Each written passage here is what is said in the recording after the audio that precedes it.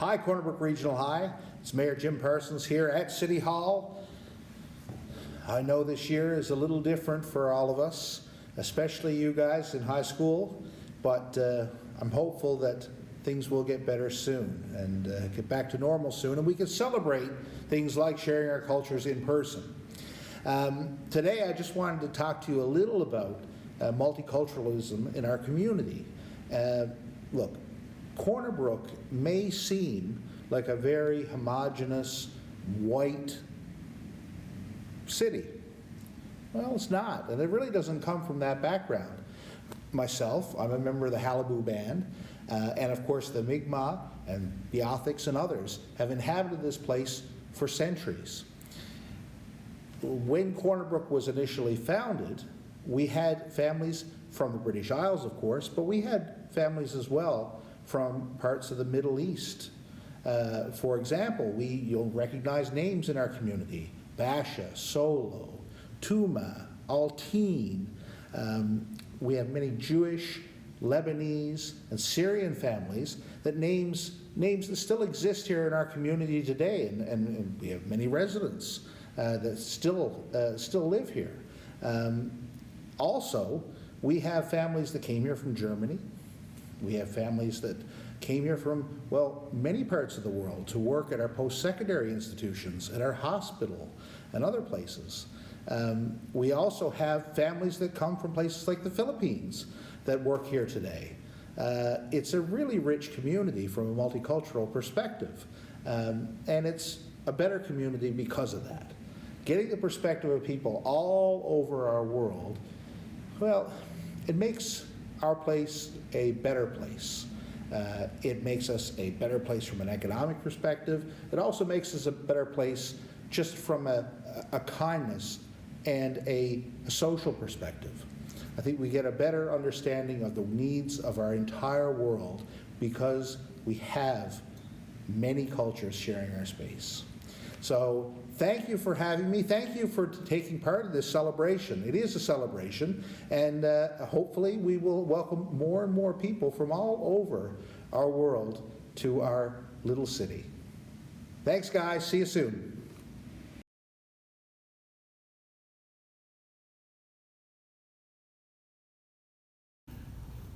Good day. Welcome to our virtual Sharing Our Cultures event. This year is kind of different in that we are not in school physically, and a lot of things about school are changed. Of course, this event has changed as well. But on behalf of the staff and students of our school, we want to welcome you to Sharing Our Cultures event.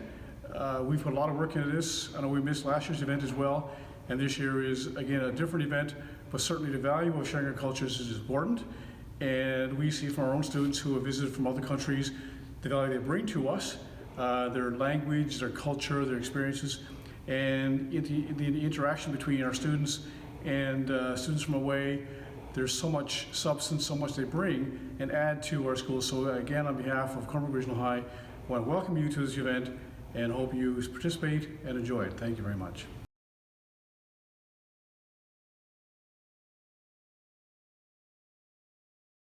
Hi, I'm Helena, and today I would like to share a little bit of my culture with you. So welcome to England, or Blighty as the British lovingly refer to it as. England is a small island situated on the northwest of the European continent, and its name comes from the word England used in the Middle Ages. And here's its flag. The St. George's Cross, which is a red cross on a white background.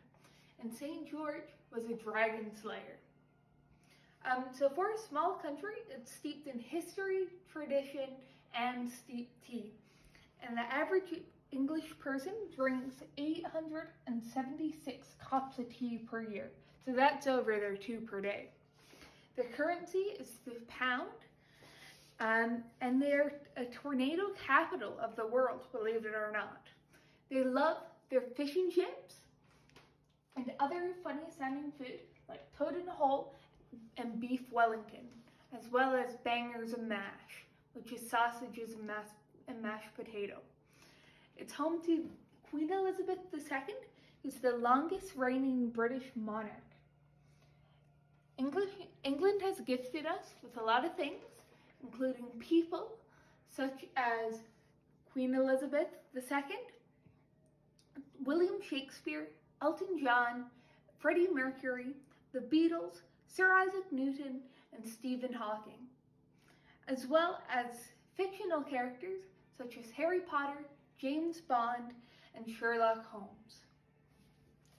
They love their castles and have approximately 1,500 city sites. It has iconic sites like the Tower Bridge, which is often confused for London Bridge, but that's totally different. The double-decker bus, the London Eye, as well as the Big Ben clock tower, which I've been to all of them. So they love their sports and invented games like rowing, table tennis, cricket, rugby, squash, and soccer, as well as great inventors come from there and gave us the programmable computer, the television, the smallpox vaccine, the COVID-19 vaccine, and the World Wide Web. So, so that's about it for England. I hope you enjoyed listening to me a little bit, and I really hope that if you have an opportunity to go there, you should definitely take it. All right.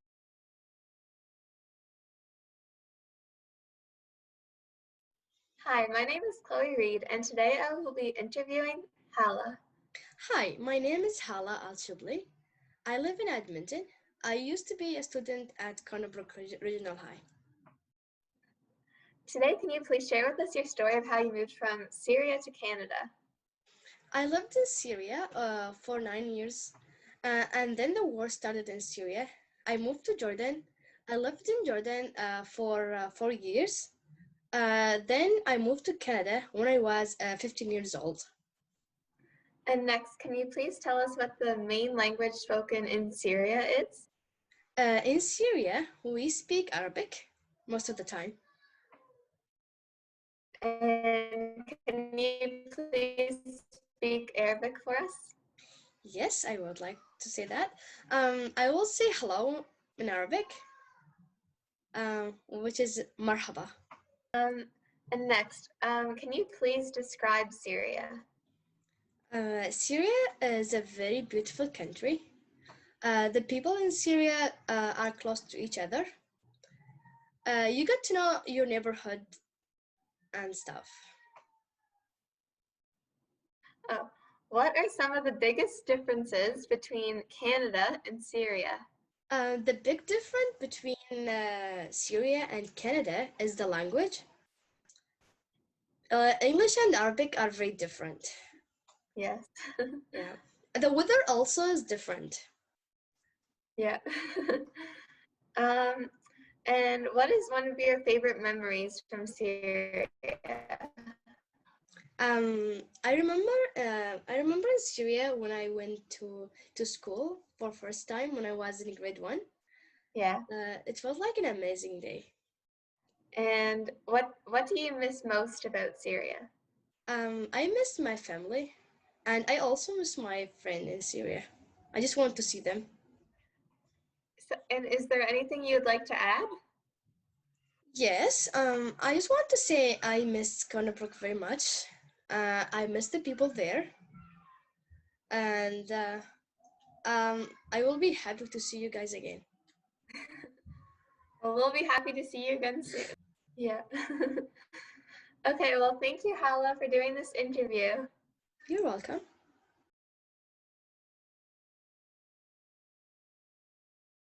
Culture we are doing is Newfoundland.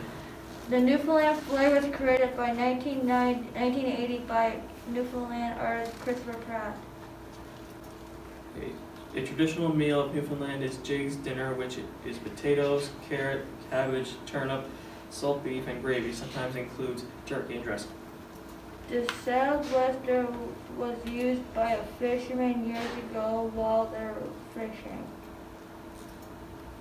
Some Newfoundland singers are the Navigators, Buddy, what's his name, Great Big Sea, Semini, and the Irish Descendants. The mummers People would dress up in silly costume and build hostels at Christmas time and sing it dances. Some people call them Jamies.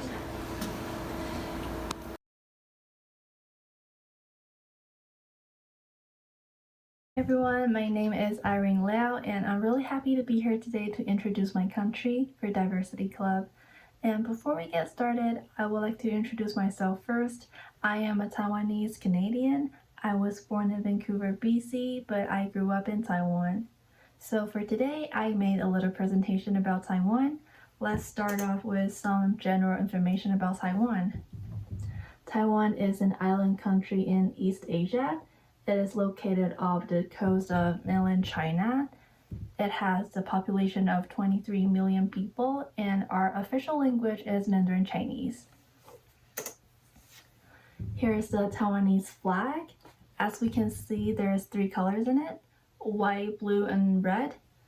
It represents the 3 principles of Taiwan: liberty, democracy, and equality. Here's the picture of the Taiwanese president, Tsai Ing-wen. She's the first female president in Taiwan, so she actually has an enormous impact on the people in the country. Here are the picture of the capital city of Taiwan, Taipei, which is the city I come from. And in the middle of the picture, you can see a really tall building. It is called Taipei 101. And as the name implies, it has 101 floors, and it was once the tallest building in the world, and is now the most iconic landmark in Taipei. Here are some of my favorite pictures in Taiwan. For the culture, in Taiwan, the cultural heritage is a blend of Japanese, Chinese, and Taiwanese traditional culture. And the main religions in Taiwan are Buddhism and Taoism. As you can see in the picture, there are actually a lot of temples around the country. And for this picture, it is the indigenous people in Taiwan wearing the traditional clothing.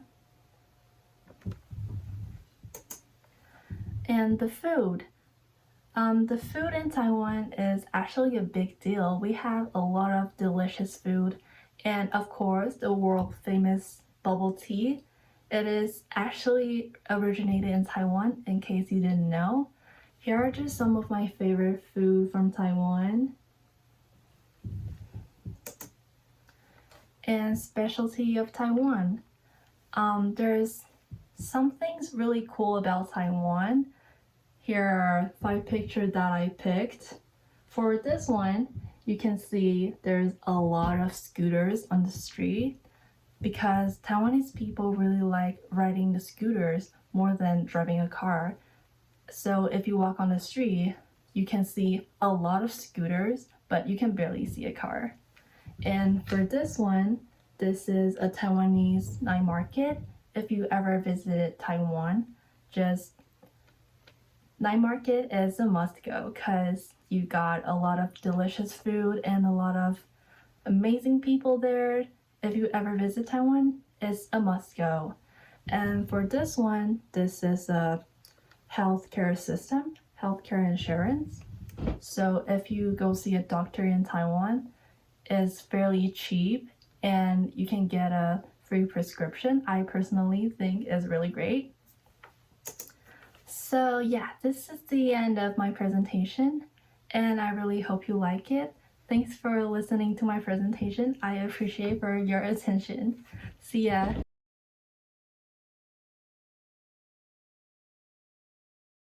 Hi, my name is Sofia Suarez. I am from Colombia. I was raised in Venezuela and now I'm living in Canada. I'm a grade 12 student at Colombia Regional High and part of the Sharing Our Cultures Club. And today I'll be talking about my country. So, Colombia. It is located in South America. Its capital city is Bogota. We speak Spanish. It is a very Catholic country. Most of the people are there religious. Our currency is Colombian pesos. We are very well known for our emeralds, jewelry, and coffee. Coffee is our main export, so you have probably tried it. Maybe you do know, maybe you don't, but it is very famous. A lot of coffee shops have our coffee, so that's something I'm very proud of. When it comes to our food, it all depends on the region where you are. We have 32 departments, which are like provinces here in Canada. So every region has its own traditional plate, its culture, but the main ones are sancocho, cuchuco de trigo, buñuelos, lechona, empanadas, arepas, and the most famous one is the bandeja paisa. They are very delicious. We have lots of flavors, so I should recommend it if you ever go to Colombia. Colombia is a very biodiverse country. We have a lot of flowers, a lot of different species of animals. So, and I think it holds 10% of the biodiverse life in the whole world, even though it's a small country compared to others, obviously. About the weather, we don't have seasons like you do here in Canada. Instead, it depends on the region where you are. So if you go to the mountains, it's cold and there's a lot of snow. If you go to the coast, it's very hot, but it's beautiful for us. We love that kind of weather. Where I'm from, it's kind of chilly, which is like right in the middle, and it is 10 degrees throughout the whole year mostly. And it varies depending on where you go. There are many famous people from Colombia that have represented us in many types of ways. In the music industry, there is people such as Shakira, Bad Bunny, J Balvin, Karol G. They're all musical artists, and they are from Colombia. In the literature, writing, books type of thing, we have Gabriel Garcia Marquez. He won the Literature Nobel Prize because of his book, 100 Years of Solitude. Very beautiful book.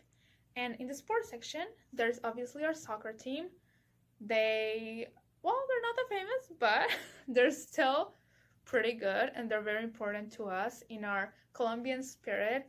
It represents the people, represents the culture as well. And there is Nairo Quintana. He's a cyclist. He has won many awards throughout his career and worldwide. And he's actually from my city, so I'm very proud to say that he's Colombian. So one of the things that represents us the most is dancing. Our music, our festivals, our holidays, they are something very important to us. And some of the dances that we have that represent us is cumbia, salsa, vallenato, joropo, bambuco. Those are just a few, but we have several others that are very important in our parties, in our everyday lives, really. Dancing is one of the things we love the most. My life here in Canada has been pretty amazing. The people are very welcoming, very nice, but the Hispanic community is very small, so that's a bit of a downfall, but that's okay because I'm still very happy to be here. It's a very safe and beautiful country, and I'm so grateful that I'm able to express and share a little bit about myself, a little bit about my culture. And thank you guys so much for listening, and I hope you have an amazing day. Hi everybody, my name is Natasha Wells. I'm the regional librarian here on the west coast of Newfoundland and Labrador. I'm so glad to be with you today, and I hope you're enjoying the Sharing Our Cultures presentations today. So I'm going to spend the next few minutes just talking about library programs and services and what we have to offer. I'd love for you to follow us on Twitter or Facebook, and also visit our YouTube channel where we've got some great online content. So first of all, I would love to invite you to get the card. That's right. It's as simple as getthecard.nlpl.ca. Once you register, you'll receive an email, and then in the mail you receive this beautiful card designed by Newfoundland Labrador artist Adam Young. So it's also accessible at our website, nlpl.ca. So getthecard.nlpl.ca. And of course, that is free. And encourage you to visit a branch. We have 94 branches across the province. Now, currently in alert level 4, those in the Avalon region are closed to the public. Outside of that region, we have some branches that are open for curbside service. But once we do reopen to the public, of course, health and safety measures are in place, and curbside pickup will still be available. So what will you find at the branch? Well, this is just a list of a few things: books, DVDs, periodicals, computer Wi-Fi access, and for a small fee, copy, scan, print, and fax services. But we like to think beyond books as well. So most of our branches have board games to lend out. That's right, board games. So fun for family, family board game night. If you are in the St. John's area and once they reopen to the public, please visit the AC Hunter Library, where you can also access their Sun Life Financial Musical Instrument Lending Library, Video Game Lending Library, and they do have a vast collection of board games donated by Time Masters. And of course, our digital library is always open 24/7, 365 days a year. So spend the next few minutes just talking a little bit about what you can access at digitallibrary.nlpl.ca. First of all, our Overdrive collection, which is ebooks and audiobooks. So you can borrow ebooks and audiobooks without ever leaving your home. And it has a really vast collection. And most of those, or some of those collections, there's no holds and no waiting. That means you can access those books right away. And it's really has a great collection of books for all ages and interests. So we are excited to be able to offer that. And we're always adding content to it. And it's compatible with the Libby app, which is a one-tap reading app. So we encourage you to download that app and access our Overdrive collection through that.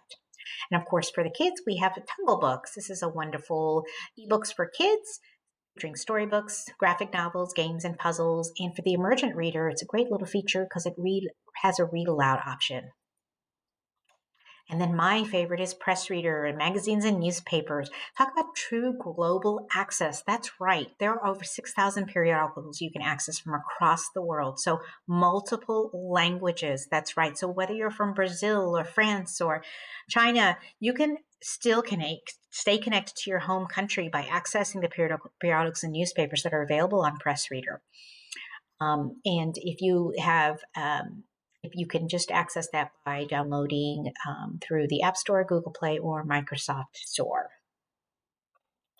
And then next we have Flipster magazines. That's right, over 40 popular titles, really high interest titles, all ages and interests. Download the magazine and you're ready to go. And what a great way of saving money too.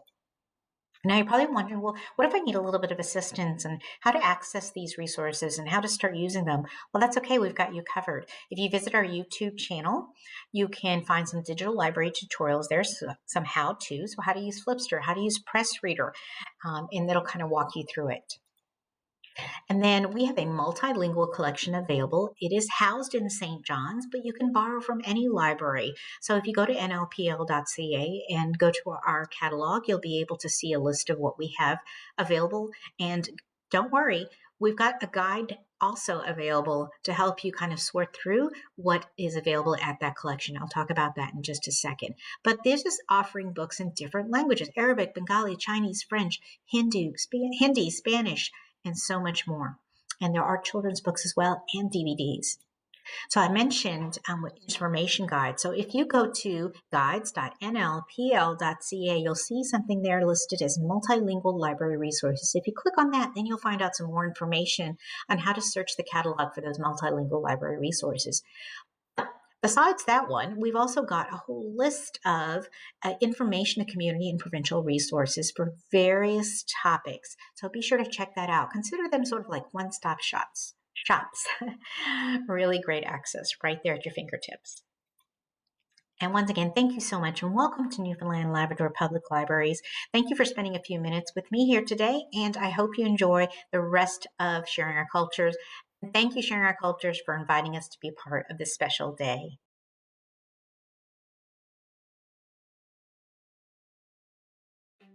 Halibou means caribou, and like the caribou, generations of Mi'kmaq people have roamed far and wide, building what is the oldest living culture in Newfoundland.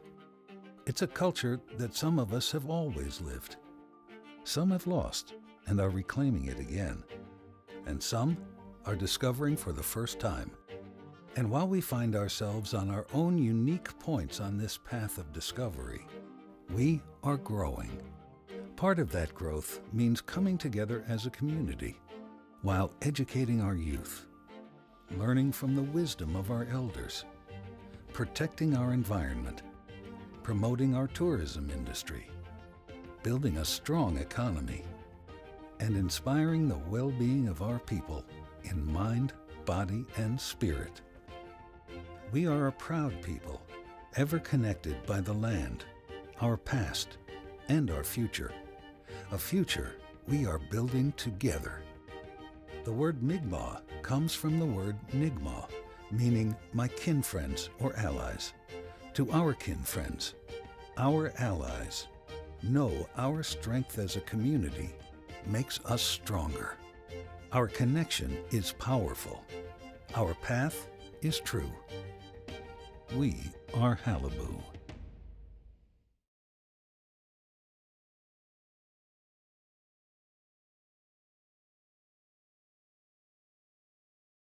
Hey everyone, it's Mayor Barry Manuel here.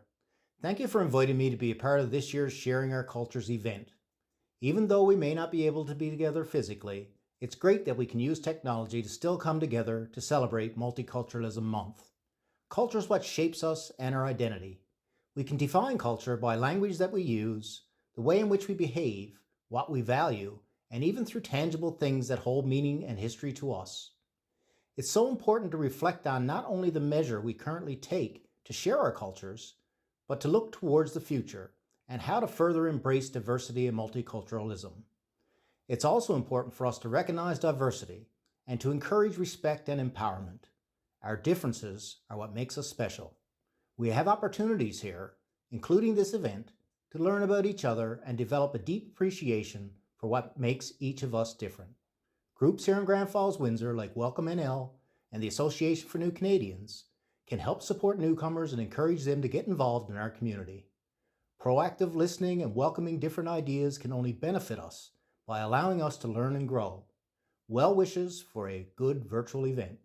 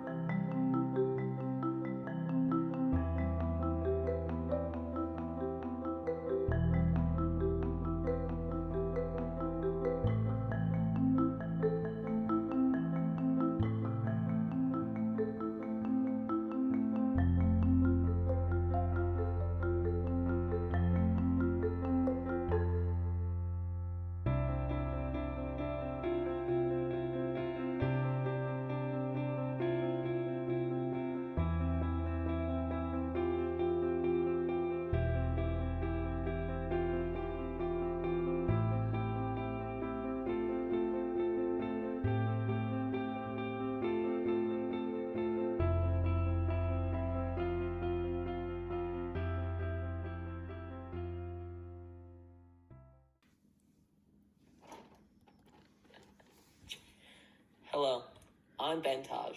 I am a grade 11 student at Gander Collegiate. I was born in Gander. My parents immigrated to Canada from Ireland in 2002. My mom is Irish and my dad is Pakistani.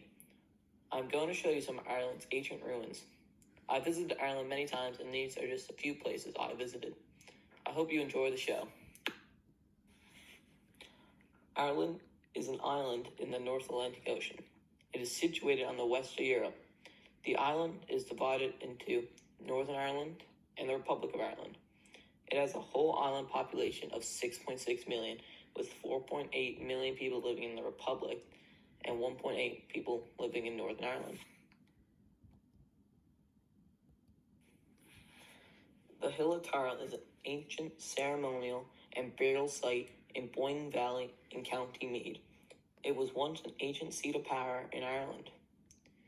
In 433 AD, St. Patrick is said to come to Tara to confront the pagans at their most powerful site. The name Tara is said to mean a place of great prospect, and indeed, on that day, it is claimed that half the counties of Ireland can be seen from the top. From the top of the hill, the brilliant white quartz from Newgrange can be seen. There are many ancient monuments on the Hill of Tara. The most famous is the Stone of Destiny. It was used as the coronation stone for the High Kings of Ireland. It is said to roar when touched by the rightful king of Tara. The Mound of Hostages is a megalithic passage tomb. It was used for burials from as early the Neolithic period to the 1600s to 1700s BC. There are an estimated 250 to 500 bodies buried in the mound. Newgrange is a Stone Age passage tomb in Boyne Valley in County Meath. It was constructed about 5,200 years ago, but makes it older than the Stonehenge and the Great Pyramids of Giza. Newgrange is a large circular mound with a stone passageway and 3 chambers inside. The mound is ringed by 97 large curbstones, some of which are engraved with symbols called megalithic art. Newgrange is best known for its illumination of its passage and chambers by the winter solstice sun. At the dawn on December 21st, the sunlight enters the chamber through an opening over the entrance called a roof box. It is thought to bring renewed life and prosperity.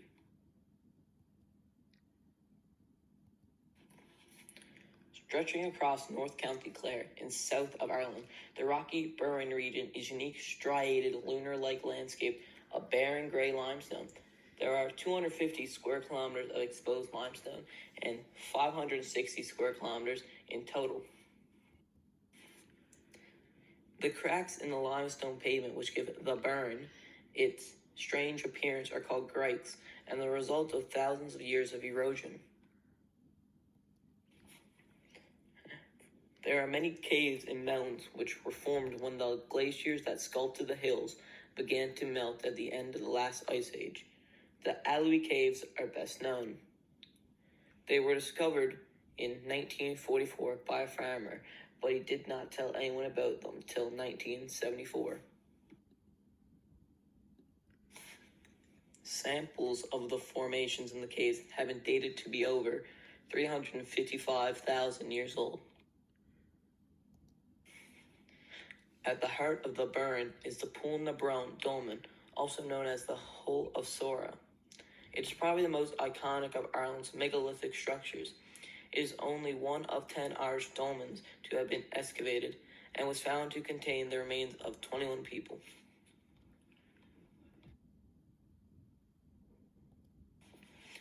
Glendalough in County Wicklow is home to one of the most monastic sites in Ireland. This early Christian monastic settlement was founded by St. Kevin in the 6th century, and from this developed the monastic city. Most of the buildings that survived are from the 10th through 12th century. The gateway is Ireland's only surviving example of a medieval entrance to an early monastic city. This structure was really 2-storied with 2 fine granite arches. The Cathedral of St. Peter's and St. Paul is the largest of 7 churches in Glendalough. It was built in the 10th century through the early 13th century. St. Kevin's Cross is carved from a single granite stone. It is decorated with circles representing the sun. Legend says that anyone who can wrap their arms around the entire width of the cross will have their wishes granted. The most famous of all landmarks in Glendalough is the Round Tower. It was built almost 1,000 years ago by the monks of St. Kevin's Monastery. The tower is mainly used as a bell tower. It is also used as a hiding place for the monks when the monastery was under attack, as a lookout, and as a beacon for approaching monks and pilgrims. It was attacked by the Vikings many times. Glendalough thrived as one of Ireland's great ecclesiastical schools until the Normans destroyed the monastery in 1214 AD.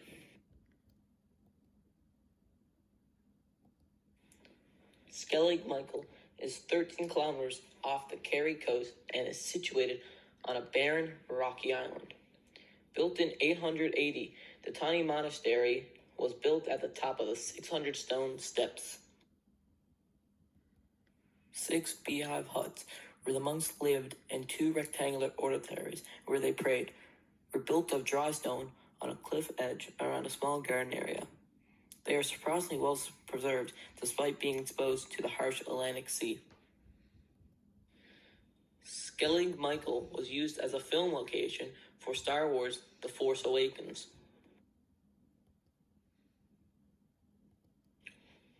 Stone circles are a feature of West Cork and Kerry. They are oriented to the setting sun at the winter solstice. Drumbeg Stone Circle has 17 stones and is the biggest and most complete of the earliest Bronze Age remains. The burial site at its center has been carbon dated to 1124 to 794 BC. According to local legends, the rocky Cashfield appeared when the devil took a bite out of the mountain known as the Devil's Bit, a mountain 20 miles north of Cashel, and spat it out. It landed in the middle of Tipperary and became known as the Rock of Cashel. It was built in the 5th century, but most of the remaining buildings were built in the 12th and 13th century. The largest remaining building is St. Patrick's Cathedral.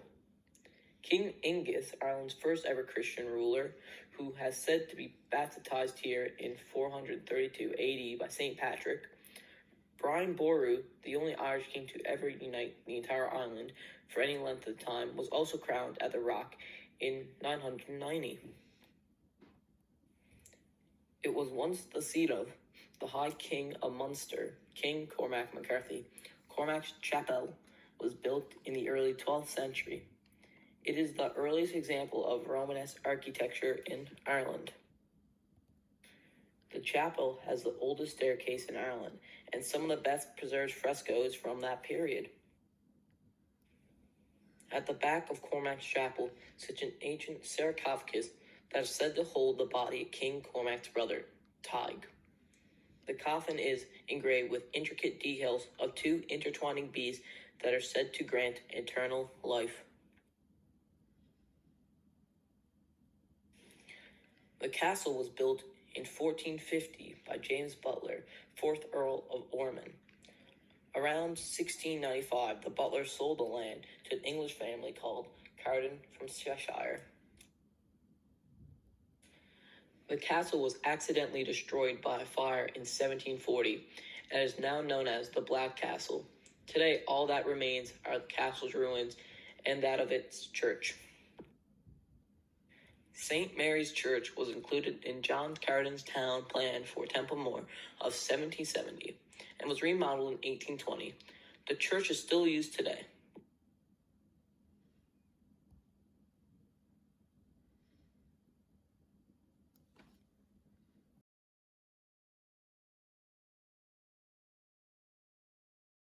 Hello, this is my submission to the Sharing Our Cultures program.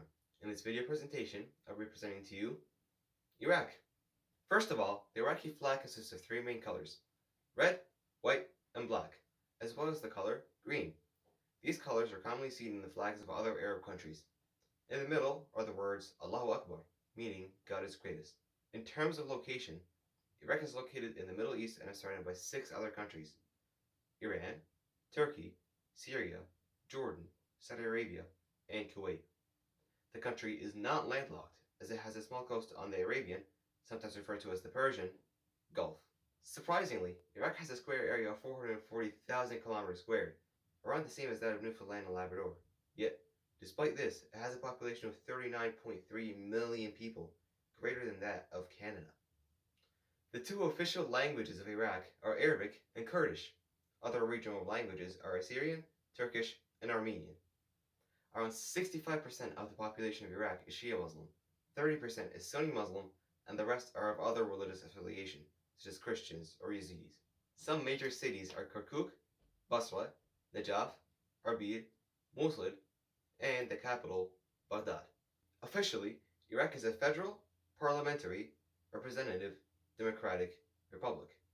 Finally, life expectancy in Iraq is around 71 years, and with that, we conclude this section. Section 2. Culture. It is not hard to find examples of when culture thrives in Iraq. One place where this holds true is the food. Some common Iraqi foods are dolmen, biryani, kleche, kebab, misgoof, shawarma, quzi, baklava, and kanafa.